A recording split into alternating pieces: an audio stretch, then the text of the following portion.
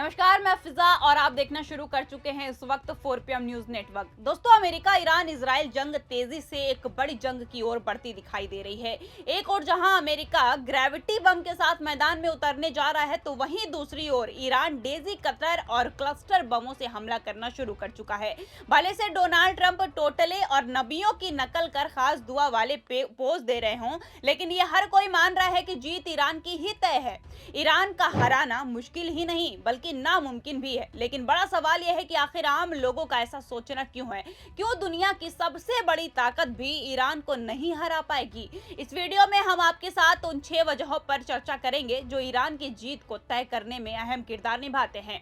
वजह नंबर 1, घरेलू तकनीकी और मिसाइलों का समंदर।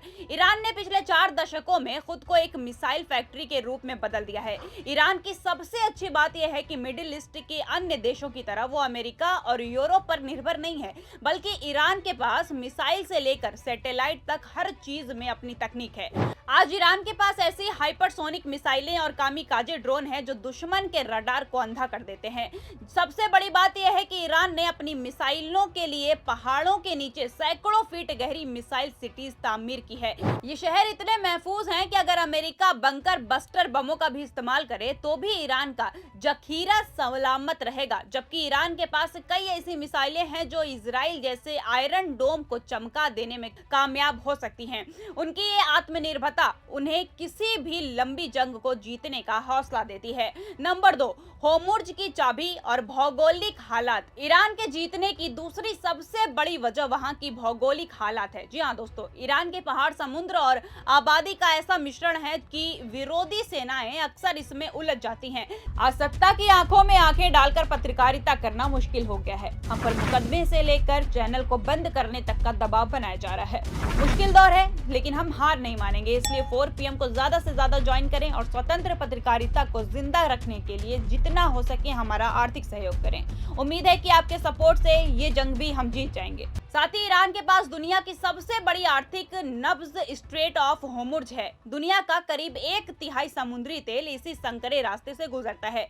ईरान ने कई बार साफ किया है कि अगर उसकी रगों का खून बहाया गया तो वो दुनिया की ऑयल सप्लाई का गला घोट देगा। अगर ये रास्ता बंद हुआ तो अमेरिका और यूरोप के बाजारों में हाहाकार मच जाएगा। तेल की कीमतें इतनी बढ़ जाएगी कि पश्चिमी मुल्कों की अर्थव्यवस्था ताश के पत्तों की तरह ढह जाएगी। इस डर की वजह से दुनिया की बड़ी ताकतें ईरान के खिलाफ फुल स्केल वॉर छेड़ने से कतराती हैं।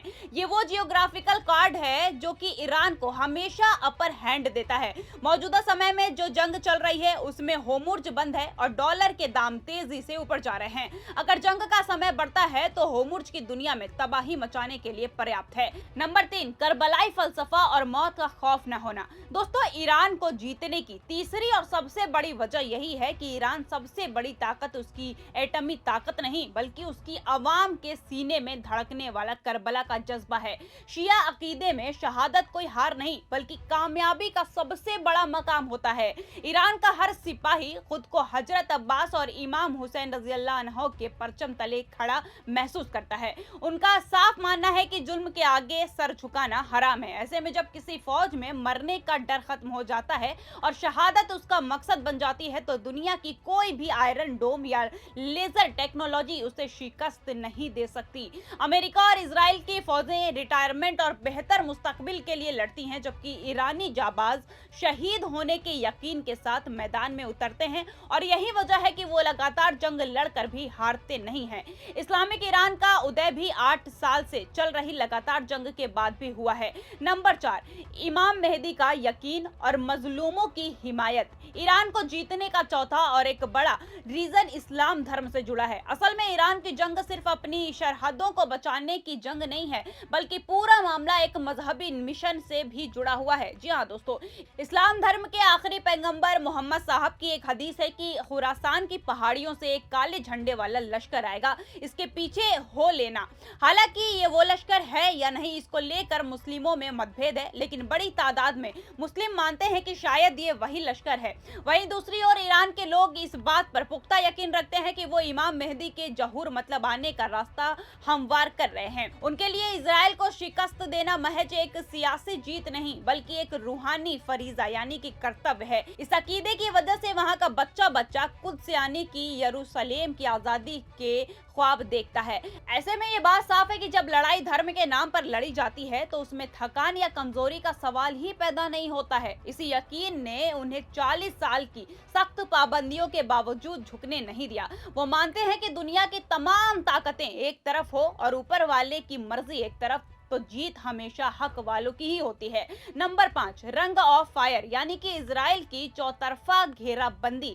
ईरान ने इजराइल के चारों तरफ आग का घेरा तैयार कर रखा है। इसे महवरे मुकामात कहा जाता है। ईरान की ओर दावा किया जाता है कि लेबनान में हिजबुल्लाह के पास 1.5 लाख से ज्यादा मिसाइलें हैं।